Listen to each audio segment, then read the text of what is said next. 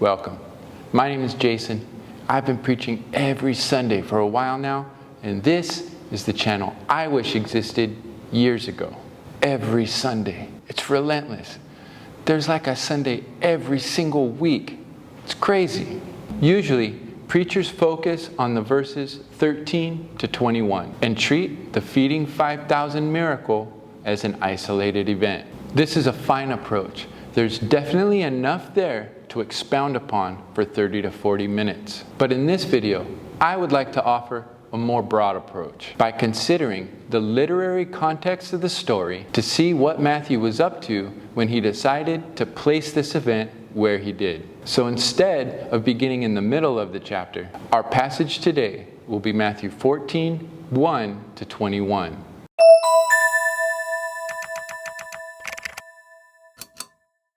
First, we want to engage this passage by using the momentum created by Matthew in chapter 13. These parables are a challenge to common perception of what a kingdom is, in contrast to the kingdom of heaven that Jesus himself was inaugurating. With that in mind, what we find in Matthew 14 is a tale of two kingdoms presented side by side, connected by verse 13. As Herod's story ends with the murder of John the Baptist and his head served on a platter, Jesus' story begins with him receiving this news and withdrawing to grieve. Knowing this, we contrast the two stories against each other. This is where the feeding the 5,000 event really comes to life. One is a party and a celebration. The other begins with solemn grieving. One is at an opportune time.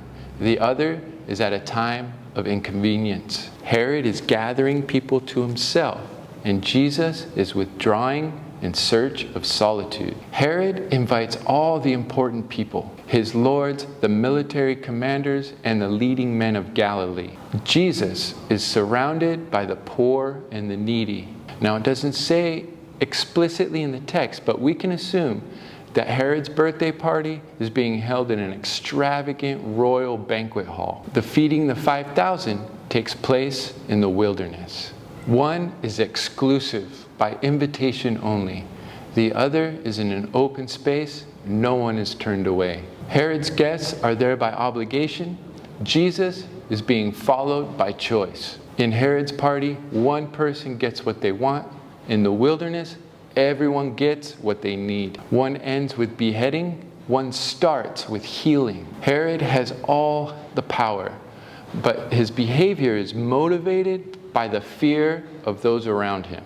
In the other story, Jesus has all the power, but his behavior is motivated by compassion and mercy. One revolves around excess and everybody just wants more. The other takes what seems to be not enough, yet everyone leaves satisfied. One is about murder and the other is about a miracle. You can end by challenging your learners to examine the kingdom they are presently participating in. Which of these two kingdoms does their everyday reality most represent? Are they caught up in a system where power runs on fear, where people are scheming behind the scenes, where people are using people to protect and promote their own reputations, their own agendas, where people are worried only about themselves, and the one who is willing to sink the lowest ends up on top? Or are they participating in God's kingdom, where there's power without fear,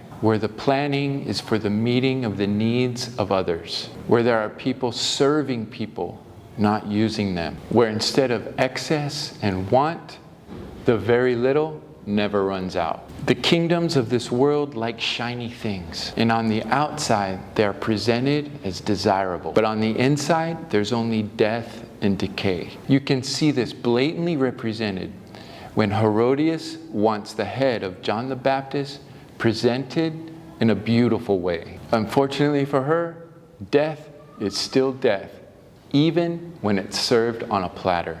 In the kingdom of God, what's unimpressive and mundane on the outside can be beautiful from within.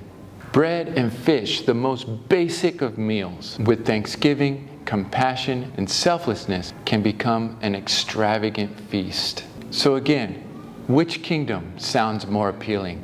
Where death is served on a platter, or life is served in a basket? That'll preach.